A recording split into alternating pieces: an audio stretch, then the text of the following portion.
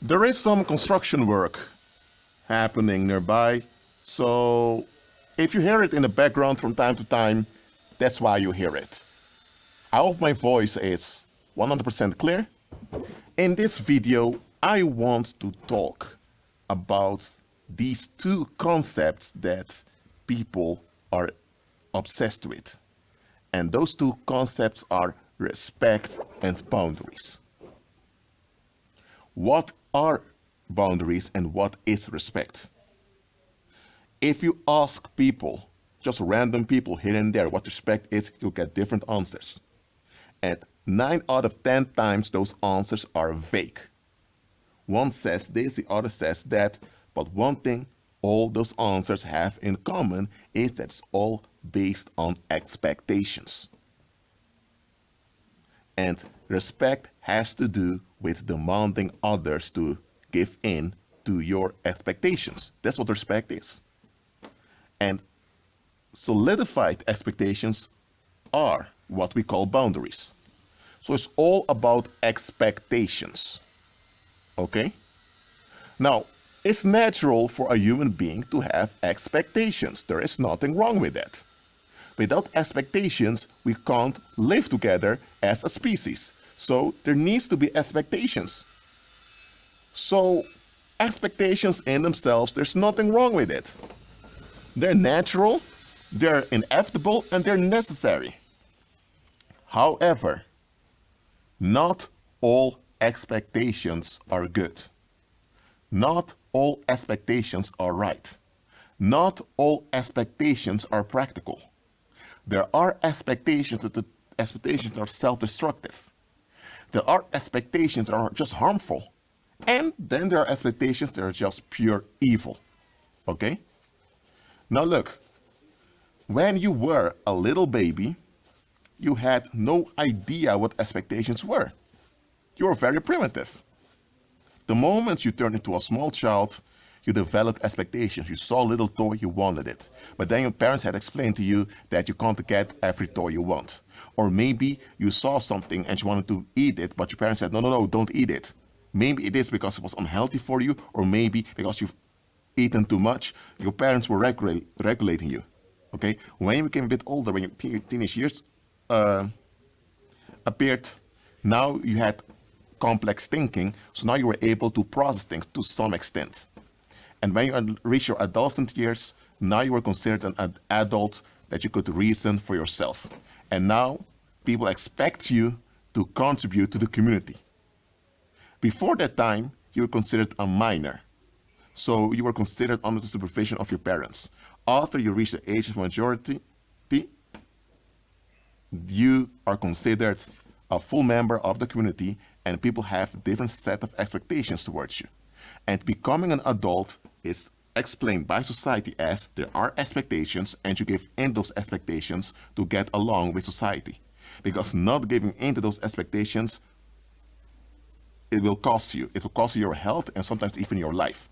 Because there are collective penalties enacted against you when you don't give in to the expectations of society. That's what becoming an adult simply means in this world. It has nothing to do with your biological maturity. It has to do with the expectations of the world. So during your lifetime, you're faced with expectations and with the penalties that people enact when you don't or fail or are unable to give in to their expectations. Some of those expectations are codified with black ink on white paper. We call them laws. And we have the legal system to guard those expectations.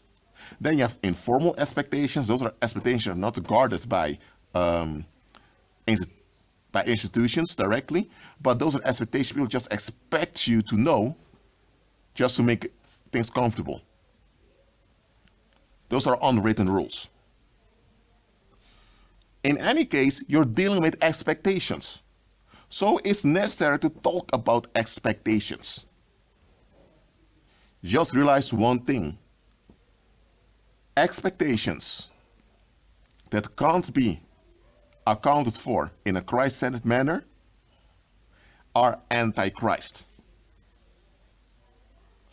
Because Every expectation that cannot be reconciled with Christ means that expectation aims to replace Christ as Lord.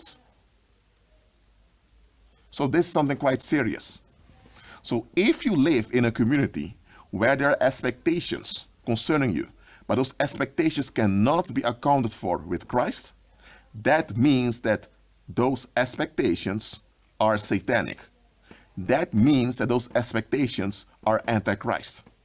And that means that every penalty enacted against you to secure those expectations is nothing but witchcraft. Let me repeat that.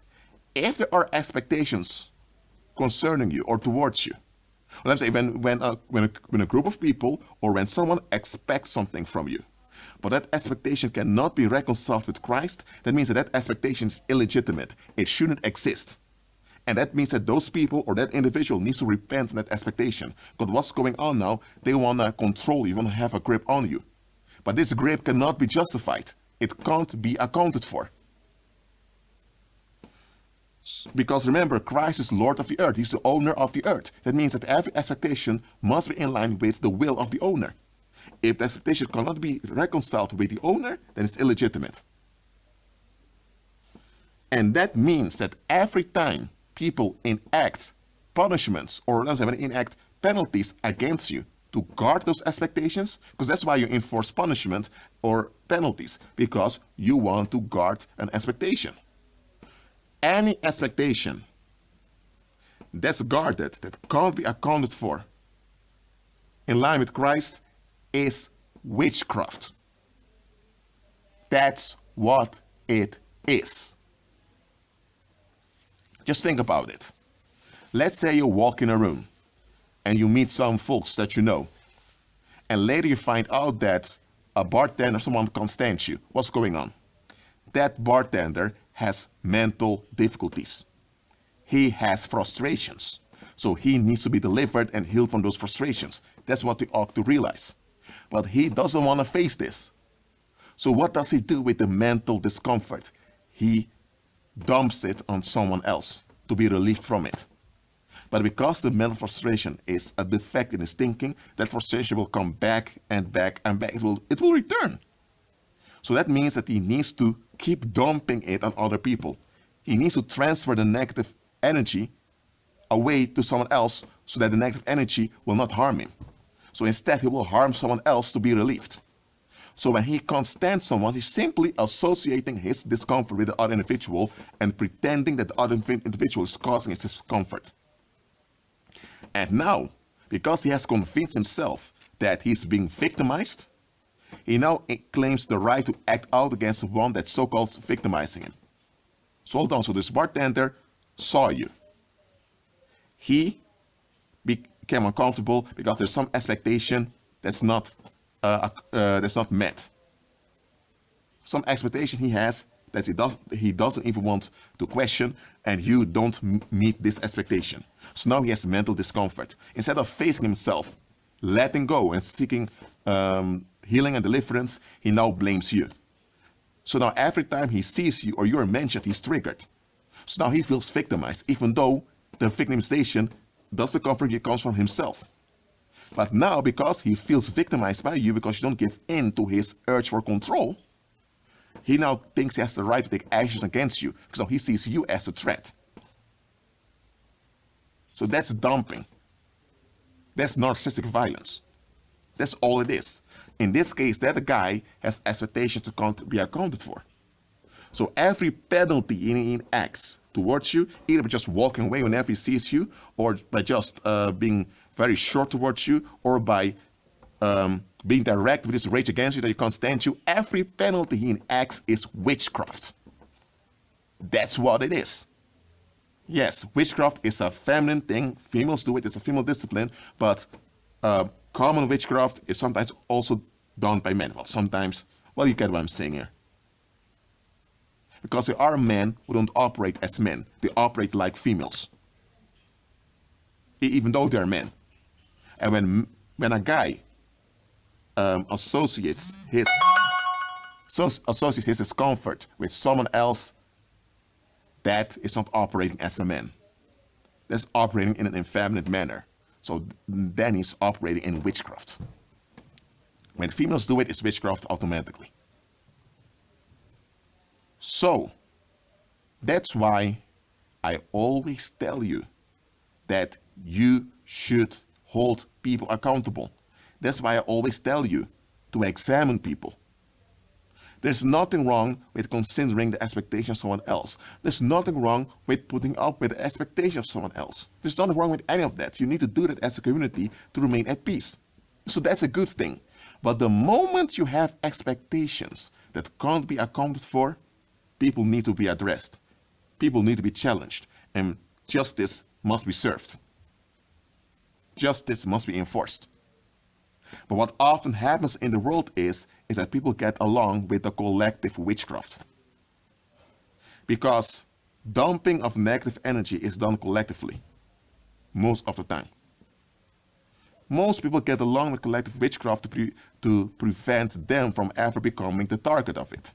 Because when you are the target of collective witchcraft or collective narcissistic rage, you will sense it. Remember, human beings are spirit beings. Even though we live in mortal weak bodies, we are spirit beings. So when people are meditating negatively about you, that negative energy that comes from their energy field will be shot at you and will affect you. You may feel sudden headaches. You may get physical dysfunction. You may even develop physical sickness. Or it can be that situations malfunction and you get accidents. So people can victimize you and sometimes even murder you if they do it in an intense manner with their negative meditation towards you. That's why in the world, folks have this obsessive urge to be liked and to be approved of. Because if you're not approved of, you will face harm. And because the harm is often done by a collective, there's not much you can do about it. So people want to prevent this. So that's why people want the approval of society. That's why people develop this codependency towards society. And this codependency, they're coping with it by them victimizing weaker people also. And that's how society works. It's a hierarchy of abuse. So think about this. When people have expectations they're holding on to, but they never want to question their own expectations, they have already sided with darkness. Some people may say, Rashid, what you're saying here is quite extreme. No, just listen to what I'm saying here. Anytime anyone has expectations that they can't account for, but they don't even want to question their own expectations, they've already sided with the dark side. You know why? Because now they're willingly ignorant. Natural ignorance is what everyone has. You can't be blamed for that. Constructed ignorance means you've been conditioned in a certain way that you can't have that either. But to remain conditioned, that's another thing. When people don't want to take their natural responsibility or which is their natural obligation to test things and to examine themselves and to examine other people, when they don't want to do it, they have sided with darkness. Because what they're actually saying is, I don't want any responsibility. I just want to be left alone. So whatever I'm thinking, whatever I'm contributing to, I don't care as long as I'm relieved. They have this narcissistic attitude and they expect you to get along with it. They've sided with darkness. Let me repeat that. Everyone who doesn't want to examine their own expectations, they've already sided with darkness.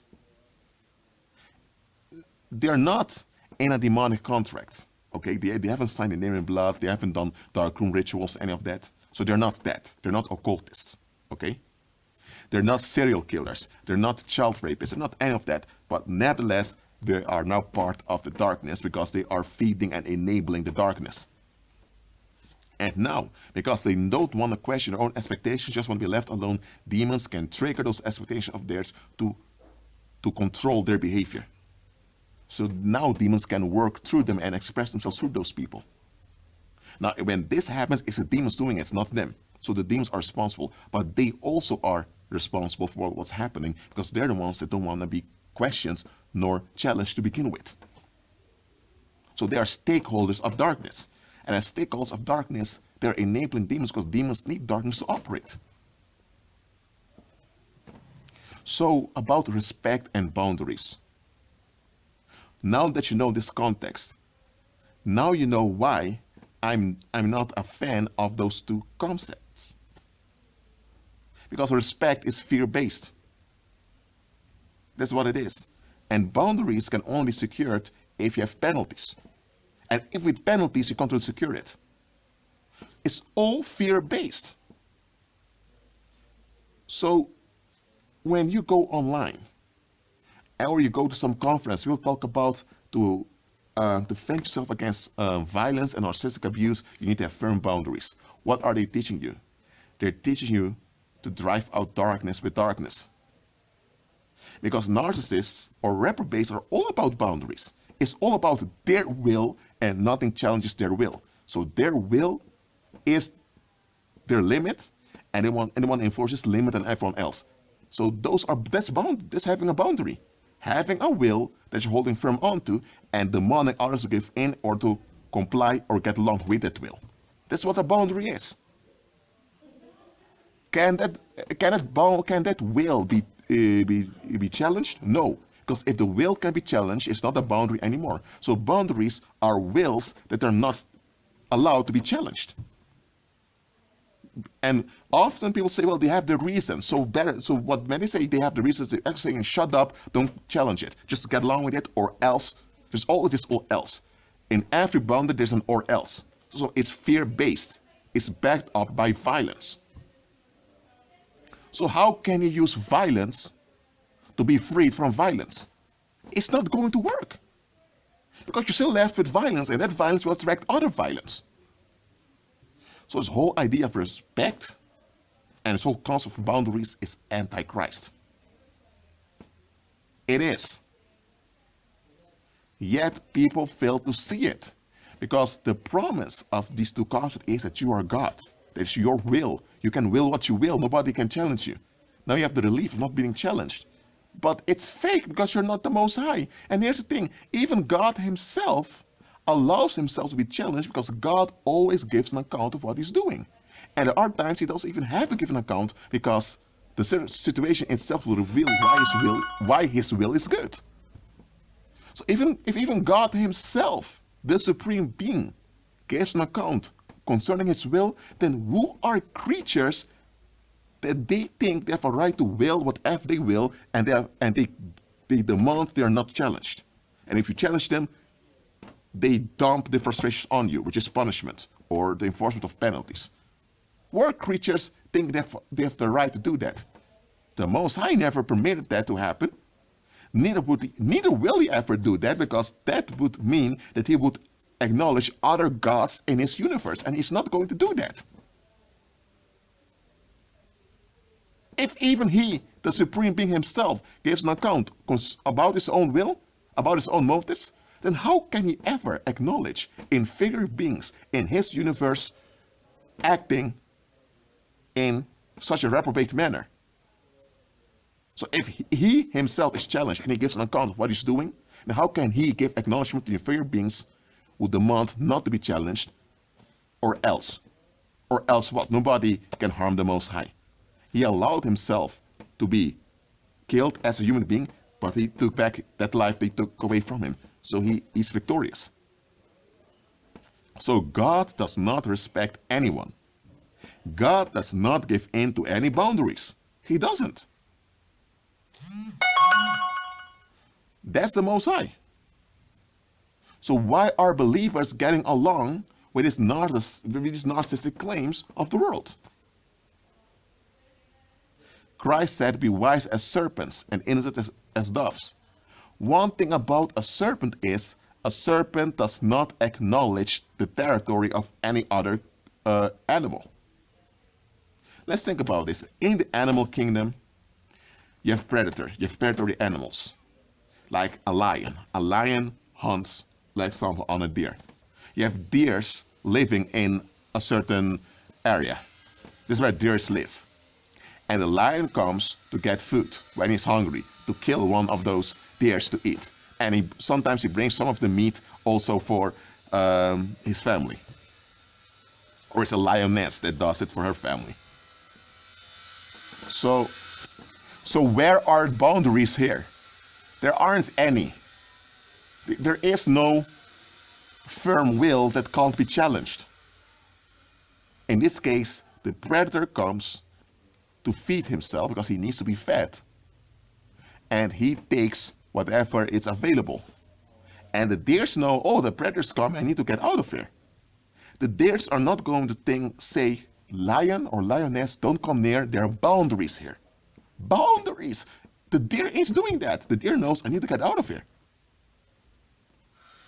So in the animal kingdom, there is no such thing as having firm, unchallenged wills.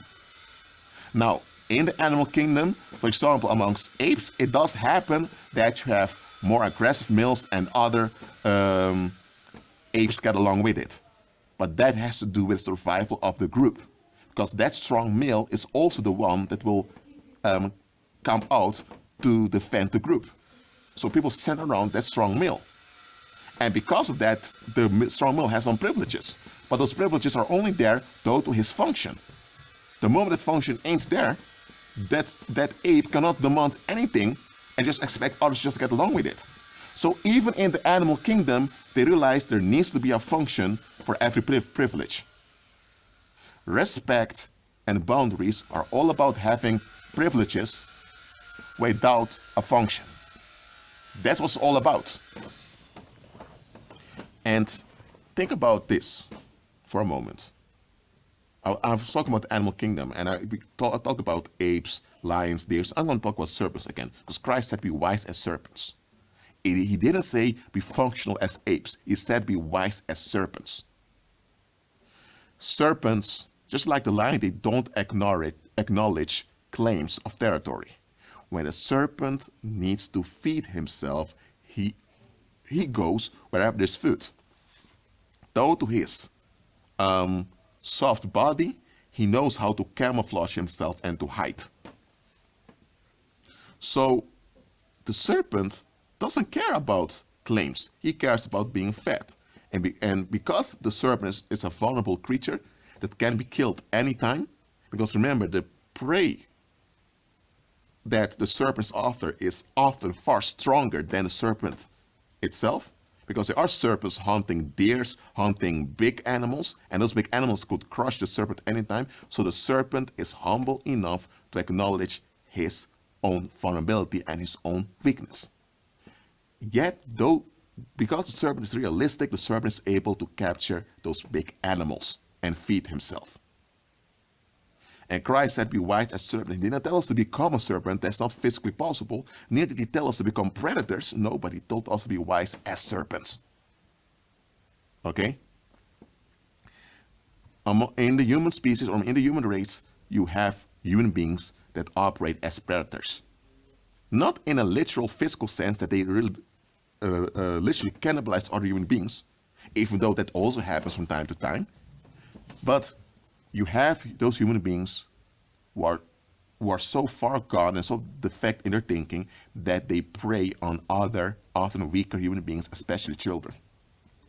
You have them amongst us. They are traitors to their own species. That's what they are. And those predators don't want to be challenged, because what they want cannot be accounted for.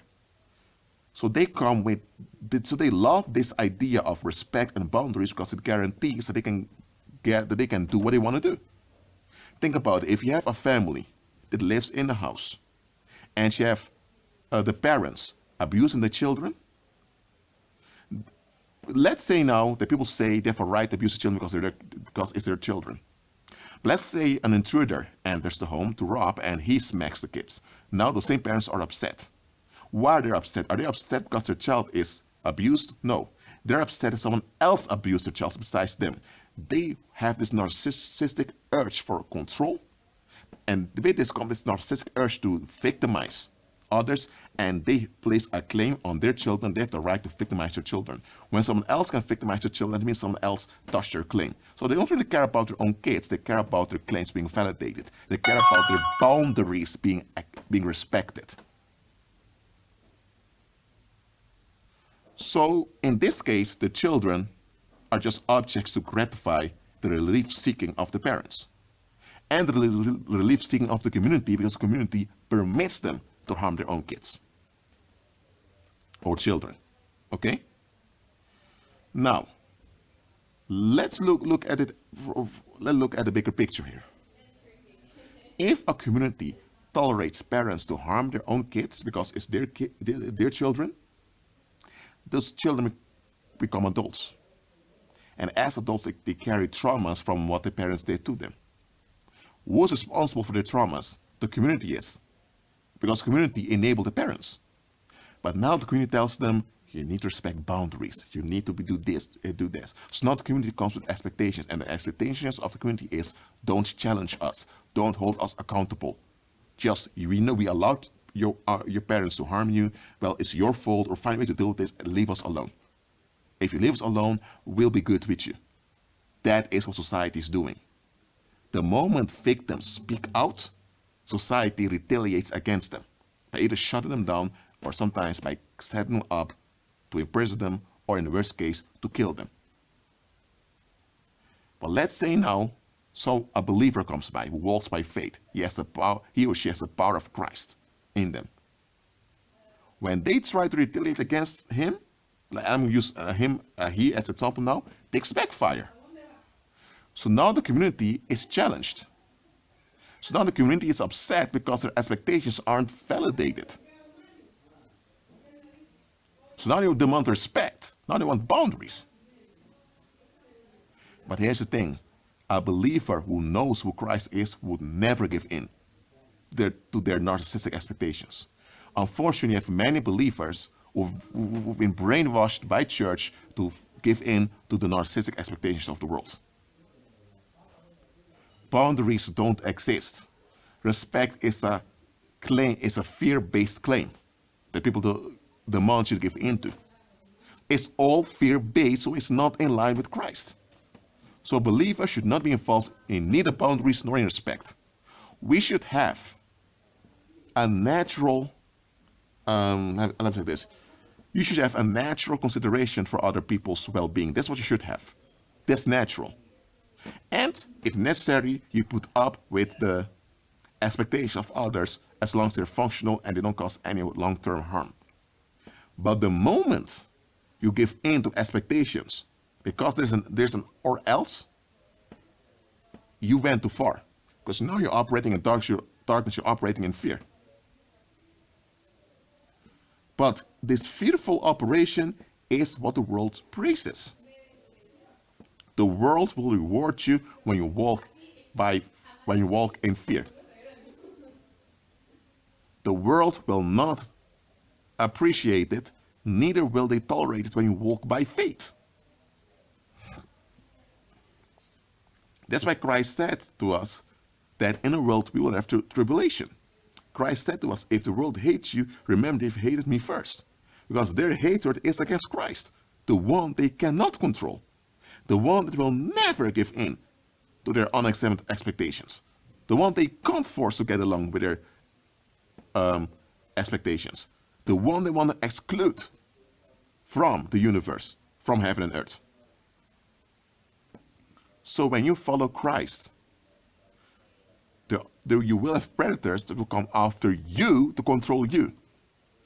There are others they can go after, but they'll go after you, even when they know that you're much stronger than them. It's because they can't handle being challenged. Look, there's nothing wrong with putting up with things just de-escalate. This whole idea of self-defense, standing up for yourself and putting people in their place, it can get you in trouble. It can even lead to your death. There's nothing wrong with walking away from situations. There's nothing wrong with shaking the dust off your feet. But you only shake the dust off your feet as judgment against what's going on. Shaking the dust off your feet is judgment against those who persist in the negative. And even when you shake the dust off your feet, that doesn't exclude that justice shouldn't be enforced. Because see it like this. Those that hold on to unexamined expectations and would demand, quote unquote, respect for their boundaries, they are enforcing things on you. They don't care about your will. They don't care about what you want. They don't care about the long term. It's all about them. They are narcissistic. So why do they have the right to enforce things without being challenged and you just have to take it all the time? No. Not going to happen here. Listen to what I'm saying here. Since I was a small kid, I used to challenge things. Other children just gave in to almost everything. Of course, I also gave in, but when I sensed in my body that something wasn't right, I challenged it. And the adults around me didn't appreciate it. When I became a bit older, I realized I did the right thing. Because you shouldn't just give in to whatever expectation your environment has. You shouldn't. And the older I became, the more upset people became with me because I had this attitude that I would challenge things when I sensed they didn't add up. And people often exploded in narcissistic rage towards me, even though they couldn't come too close to enact the rage against me, but it happened. Because they just didn't want to be challenged. They got along with society. That's what they adhered to. And I challenge society, so they feel attacked. So I just need to take whatever society expects of me, even if it's against my own well-being, just so they are at ease. And I was thinking, no. This can't happen. This is unjust. I'm not getting along with this. And as a believer, believe me, as a believer, you will face psychic violence. You will face retaliation. Even when you walk, let me say like this, when you walk in love, in agape love, when you walk in the power of Christ, you are at peace. And this peace will disturb a lot of worldly people. Now, in the best case scenario, they realize the issue is them and they get along with you anyway. But that's the best case scenario. The most common scenario is that they will blame you for their discomfort, even though that discomfort comes from them because they are operating in darkness. And then you will have predators coming after you, and commoners who are also upset with you walking in the light will enable those predators. You will face this as a believer. Don't think that by giving in to those narcissistic expectations, this will be better. No, it won't. It will not. Look, I've recorded this long video so that this will get through to you. God does not respect anyone. Neither does God give in to any boundaries, because He's God. But there's a thing, God doesn't expect you to do that either. God expects you to walk in the light, to walk in reality. You have a natural, basic consideration for all human beings, for others' well-being. You have that, and you act in line with it. That's honorable. That's what God expects you to do. God does not expect you to just give in to expectations that can't be accounted for. Of course, when you have people operating in a reprobate ways towards you, God wants you to remain in His peace. God doesn't want you to deal with them by your own strength, because that's what those reprobates want. That's what their enablers want, so that you will deal with them, so that you will be on the same energetic level as they are, because once you are on the same energetic level as they are, they can easily victimize you. That's why God wants you to be Christ-centered and to deal with reprobate expectations in a Christ-centered manner. By doing this, you're not harming anyone, and by doing this, you're not being drawn into their negativity, because that's what happens when you defend yourself or when you demand respect and all of that. No, you operate in a Christ-centered manner in which you remain free from their negativity, and they will be the ones being destroyed by their own efforts if they continue. But you've pointed out that you are not seeking out anyone's destruction. You just want to walk in peace, and you expect them to walk in peace also. That expectation is right and legitimate. So yes, you walk in love and in empathic consideration towards others. You should. But not at the expense of your own well-being and not at the expense of God's will. Well, that's it for now. Keep agreeing with Christ and be at